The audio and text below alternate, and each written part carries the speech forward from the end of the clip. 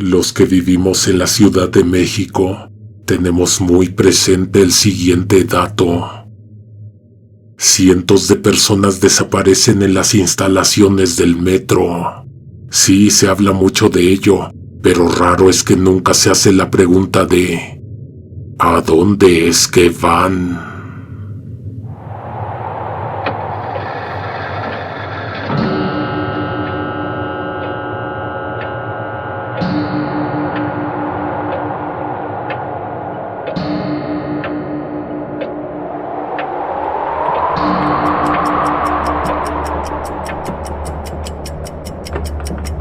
Tembló en la Ciudad de México y el servicio se suspendió de inmediato. Se activó al instante el protocolo de revisión de instalaciones. Ingenieros de vías y de obras bajaron a inspeccionar deformaciones, desprendimientos, asentamientos, filtraciones. Puede ser rápido o puede tardar días, depende de lo que se encuentre en la inspección. Por suerte, tenían adelante toda la madrugada para hacer la revisión sin la presión de los usuarios. Gutiérrez fue asignado a revisar una lumbrera con historial de daño. Estaba sellada, pero a veces crujía. Se quejaba, decían los compañeros. 1:45 horas. Se realiza apertura de reja de acceso a la lumbrera. El número de la lumbrera está censurado. Se observa acumulación de sedimento y ruidos estructurales consistentes con el asentamiento del terreno tras el sismo de las 22:30 horas. 2:05 horas. Inicio de ascenso por escalera de gato. Se detectan grietas de cortante en el segundo anillo de la bóveda. El recubrimiento de concreto presenta desprendimiento, dejando expuesto acero de refuerzo con oxidación avanzada. 2:18 horas.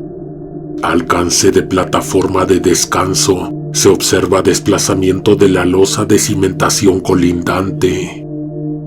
La losa se ha desprendido del anclaje estructural original, dejando una abertura de 60 centímetros. 2:20 horas.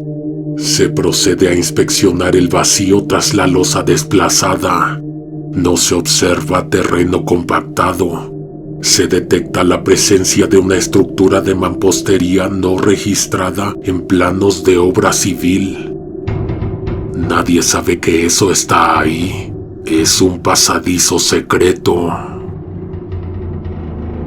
2:22 horas. El aire cambia. El radio no tiene alcance. Es una zona muda. La estructura de abajo no es del metro. Es piedra labrada. Hay escalones que no bajan al túnel. Bajan a otra parte. Gutiérrez entró, intentó comunicarse con sus compañeros, pero hasta allá no proporcionaba señal la antena. 2:35 horas. Se accede a la cavidad por el vano de la lumbrera KTV. El espacio es una cámara de gran volumen que no debería estar ahí. Las paredes no son de piedra ni de tierra. Es un material grisáceo que suena hueco cuando es golpeado con el martillo de inspección. Parece piel o cuero seco. 2:45 horas. Se avanza unos 20 metros. No hay ángulos rectos en ninguna parte. Todo el lugar parece haber sido moldeado por el flujo de algo que se detuvo de pronto. Le viene a la mente un torrente subterráneo que se secó. Parece que por ahí circulaba sangre, por el olor que quedó pegado a las paredes y por la sensación en las botas al caminar por ahí. Había una serie de arcos gigantes que se curvaban sobre la cabeza. No sostenían nada, simplemente nacían del suelo y morían en el techo.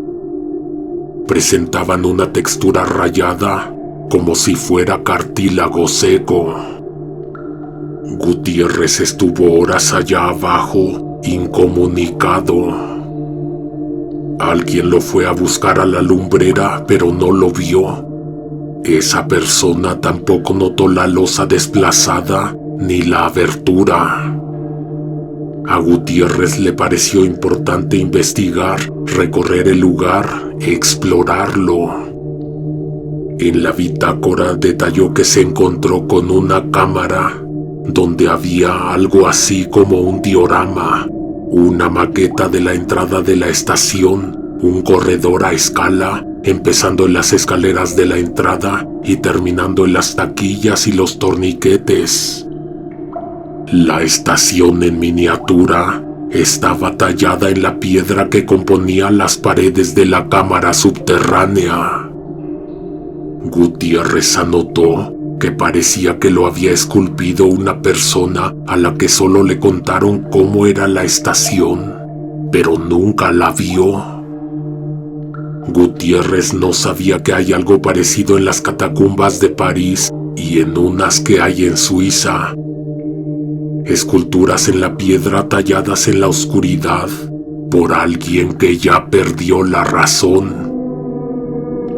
Alguien que esculpe con los ojos cerrados.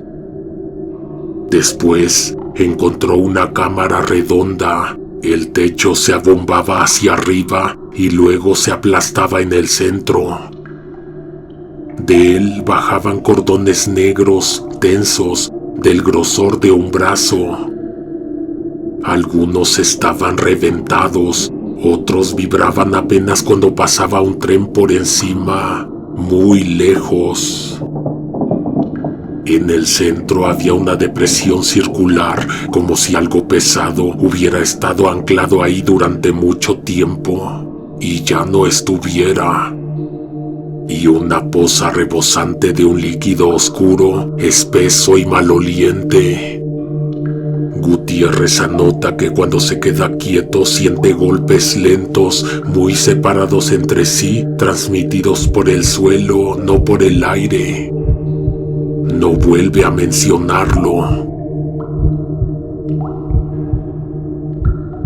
Más adelante, el ingeniero comienza a perseguir el sonido de algo metálico, como cuchillos afilándose.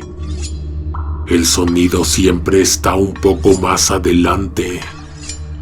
Gutiérrez dobla un recodo y se encuentra con un pasillo horrible. El pasillo de los ataúdes aparece después de un tramo recto, largo. Voltea para regresar, pero la linterna apenas alcanza a iluminar unos metros, ya que se ha levantado repentinamente una nube de polvo. El ingeniero sabe lo que esto significa. La estructura le está avisando de un posible derrumbe. Camina rápido para evitar quedar atrapado. El pasillo por donde anduvo terminaba en una cámara larga. Las paredes estaban llenas de cajas rectangulares empotradas. No estaban alineados con orden humano. Algunos estaban inclinados, otros hundidos. Eran ataúdes, como se mencionó previamente. Estos túneles son catacumbas. Ahí está la respuesta a la pregunta. En el metro de la Ciudad de México, sí hay catacumbas. La madera de los cajones estaba reseca y contraída a pesar de la humedad. Cuando Gutiérrez caminaba, se escuchaba una cajita musical. Sí, adentro de una de las cajas que tenía a un lado. El ingeniero se detuvo. La música se detuvo también. Avanzó. La melodía vuelve descompuesta, como si la caja estuviera fallando. Pensándolo bien, no venía de un ataúd específico. Venía de varios, uno a la vez. Gutiérrez hizo un ruido al tropezar. Desde dentro de varios ataúdes se escucharon movimientos apagados, algo que se acomodaba, raspaduras suaves, algo acomodándose en espacios muy pequeños.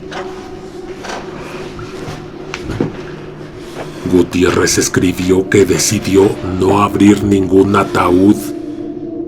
Ni siquiera alumbró los nichos, no quiso ver. Miró el reloj varias veces, le parecía que de menos habían pasado 3 horas. El reloj decía que no. No era para nada sencillo comprobarlo. Allá abajo no entraba la luz de afuera en caso de que la hubiera. Allá abajo, todo el tiempo era de noche. La lámpara se le cayó más adelante al resbalar en una pendiente suave que no vio. La luz rodó, rebotó contra una pared y se apagó. Oscuridad total. Gutiérrez no alcanzaba a ver su mano frente a la cara. La oscuridad empezó a incomodar y a desesperar en cuestión de minutos. Gutiérrez avanzaba con una mano rozando la pared y la otra extendida al frente, arrastrando los pies para no caer en un hueco. Cada paso era una apuesta. No sabía si llevaba minutos u horas caminando.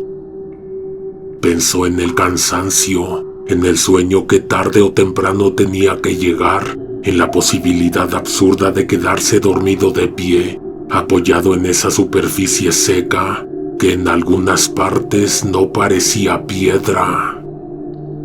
Se imaginó despertando más adentro después de haber caminado dormido sin saber hacia dónde. Se le ocurrió que tal vez ya había sucedido. El silencio no siempre era silencio. Había lugares donde era un zumbido bajo, continuo, que a ratos se mezclaba con crujidos lejanos y con el sonido de su propia saliva al tragar, de su respiración, a veces hasta de los latidos de su corazón. 2 horas después, o 2 días, o 2 semanas adelante, le pasó algo muy extraño. Al rozar una curva de la pared, sus dedos toparon con algo distinto. Una forma fría pero definida. Tanteó con cuidado y descubrió que se trataba de una figura humana tallada en piedra de tamaño real. Creyó recordar haberla visto antes con la luz en otra parte del recorrido. Sintió un pequeño alivio, estaba cerca de la salida.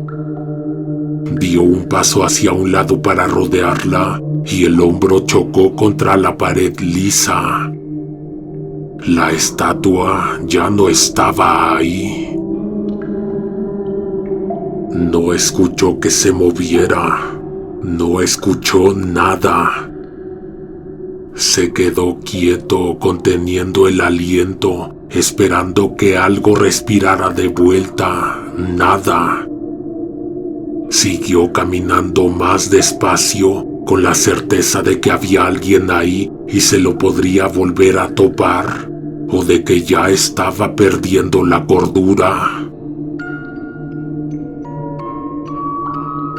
Cuando por fin volvió a oír a lo lejos la melodía quebrada de una cajita musical, sintió algo parecido al alivio.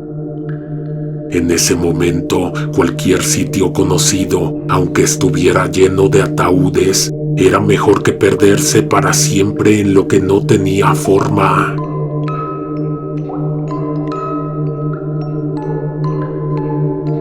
La melodía generada por el cilindro de cobre que manos invisibles hacían girar, lo guió. descrito en la bitácora como una secuencia de notas torcidas, lentas, que subían y bajaban como si alguien girara una manivela con torpeza. Porque una persona perdida en un laberinto subterráneo sigue anotando cosas en la bitácora. La mente humana es muy difícil de comprender. Gutiérrez avanzó hacia ese sonido con una mezcla de miedo y alivio. No sabía de dónde venía exactamente, pero sí sabía qué significaba, que ya había estado ahí.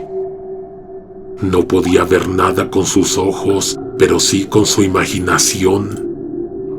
En su mente, los nichos en las paredes se fueron dibujando uno por uno. Rectángulos hundidos. Los ataúdes seguían ahí, incrustados como piezas dentales en una mandíbula demasiado grande. Eso era el laberinto, un cuerpo enorme, gigantesco, enterrado. Algunas partes estaban en estado de putrefacción y las otras momificadas. Por eso había latidos, rastros secos de un río de sangre, membranas, venas, pedazos de piel. La cajita musical sonaba dentro de un ataúd a su derecha. Pudo distinguirlo por un momento nada más. El sonido salía de la madera, vibraba en ella, como si el mecanismo estuviera apoyado contra la tapa por dentro. Se detuvo, la música se detuvo. Esperó, nada. Dio otro paso, la melodía volvió, pero esta vez más cerca del suelo, en un ataúd distinto, más adelante.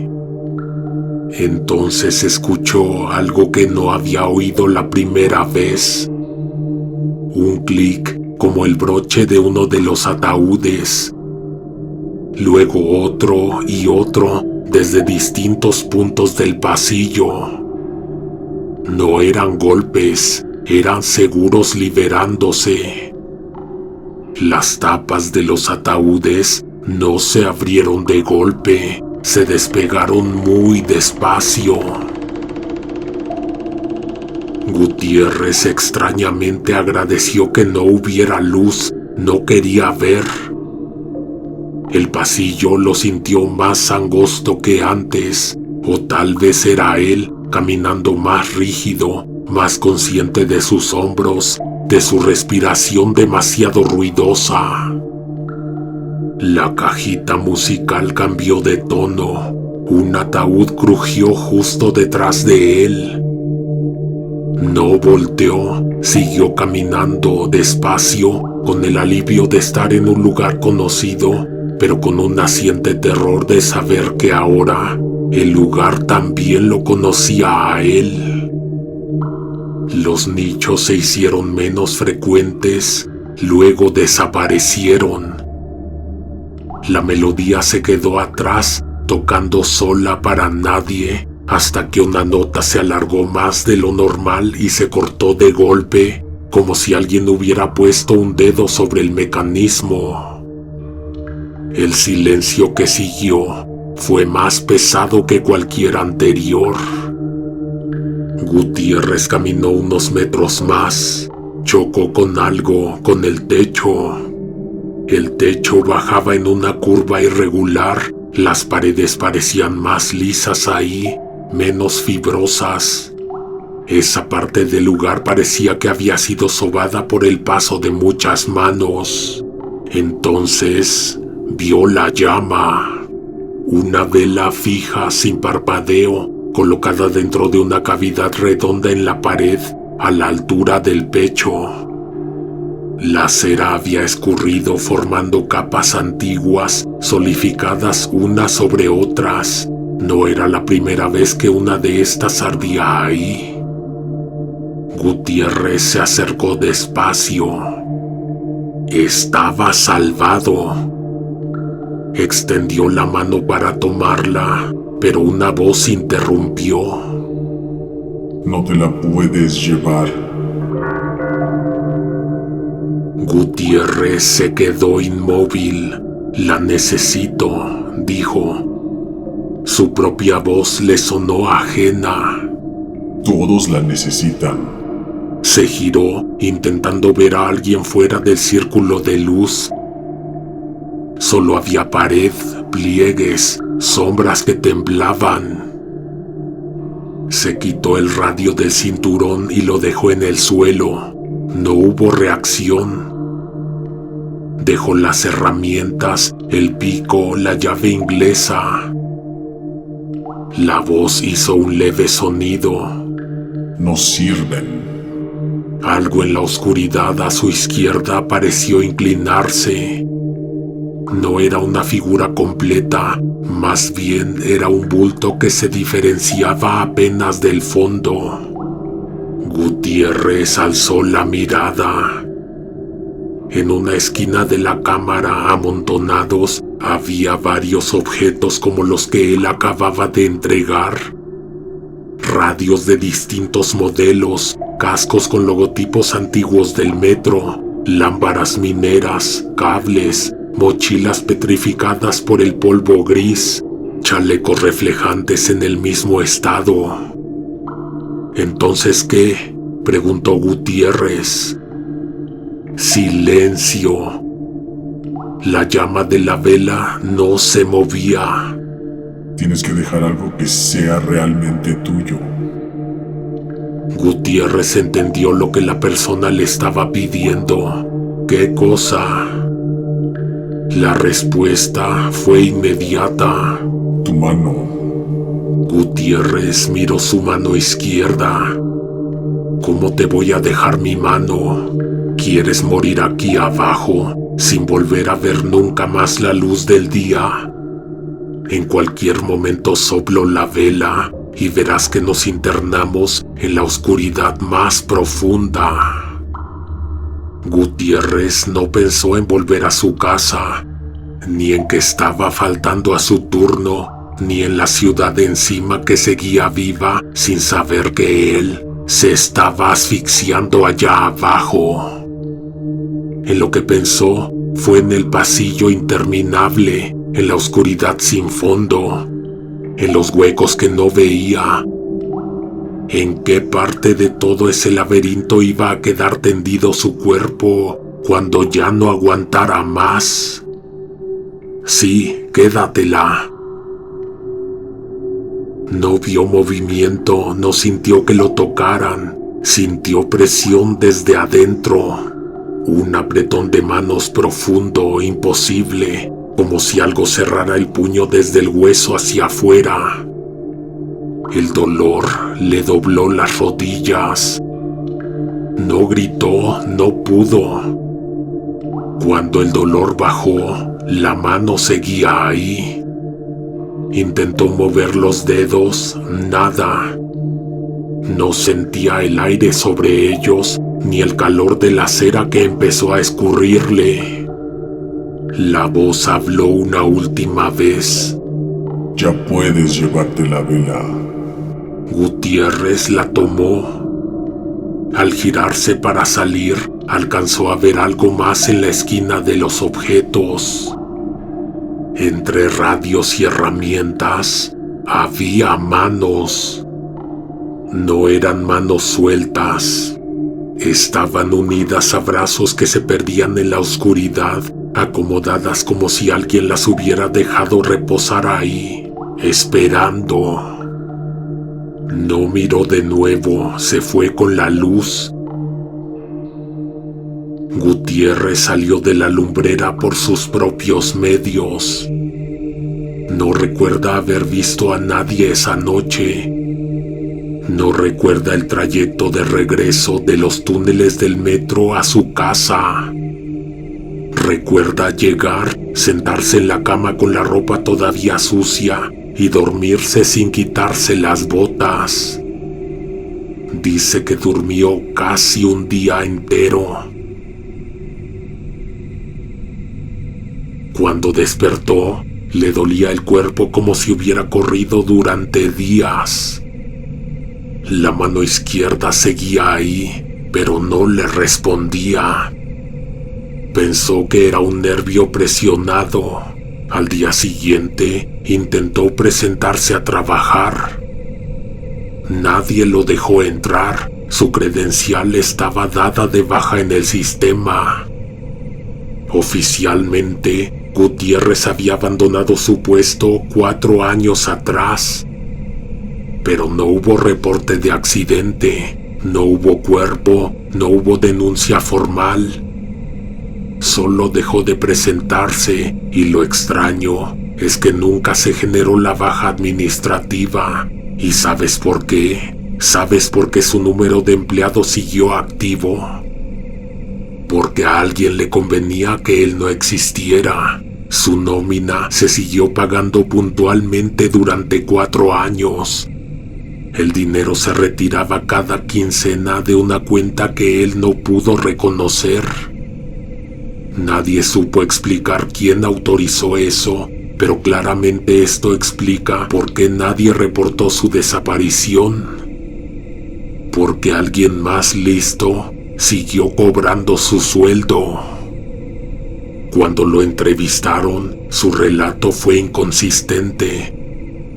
Decía que habían pasado 2 días a partir del sismo. Aseguraba que había estado en revisión de lumbrera, que había descendido por una abertura bajo una losa. La lumbrera fue revisada. Sí existe la cavidad bajo la losa, pero no se puede acceder. La losa que cubre el hueco pesa varias toneladas. Para retirarla, se necesitaría maquinaria mayor. Cualquier intento de abrirla podría colapsar la estructura de la lumbrera y afectar la superficie. Hay viviendas encima. Se determinó que no era viable intervenir. Nadie quiere ser responsable de que un día, sin aviso, se abra un agujero bajo la ciudad y caigan un montón de casas a un espacio que no estaba en los planos del metro. Gutiérrez fue enviado a evaluación psicológica. Presenta desorientación temporal severa. Y el diagnóstico fue el siguiente. El tipo presenta desorientación temporal severa. Asegura que allá abajo no pasa el tiempo igual. Refiere pérdida de sensibilidad y movilidad en mano izquierda sin daño neurológico detectable. Los médicos registraron que, a pesar de la parálisis total, la mano mantiene temperatura normal, pulso, irrigación. No hay atrofia muscular, pero tampoco responde a estímulos. La bitácora que entregó no coincide con el tiempo que él cree haber estado ausente. Son 4 años de registros, fechas continuas, descripción de recorridos, cámaras, estructuras, sonidos. El papel está envejecido de forma irregular. Algunas páginas parecen mucho más antiguas que otras. En ciertas hojas, la tinta se ve fresca, en otros deslavada, como si hubiera sido escrita en ambientes con distinta humedad. Dicha bitácora ha sido resguardada. No forma parte de los archivos públicos del metro. Oficialmente, el caso se cerró como abandono de trabajo con alteración psicológica posterior. No hubo sanción administrativa porque técnicamente su puesto nunca fue liberado. Gutiérrez sigue apareciendo en algunos sistemas internos como activo sin adscripción. La lumbrera 14 permanece sellada hasta el día de hoy.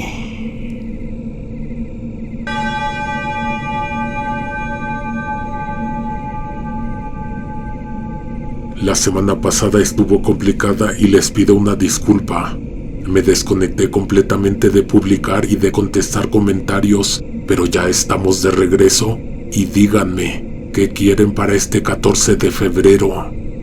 ¿Historias de amor tristes o historias de terror de amor obsesivo y enfermo? No se pueden las dos, es la única regla. Por cierto, la frase clave de hoy es: allá abajo siempre es de noche. Nos escuchamos pronto. Quédate viendo estas recomendaciones que dejo aquí para ti. Alguien te observa en la oscuridad.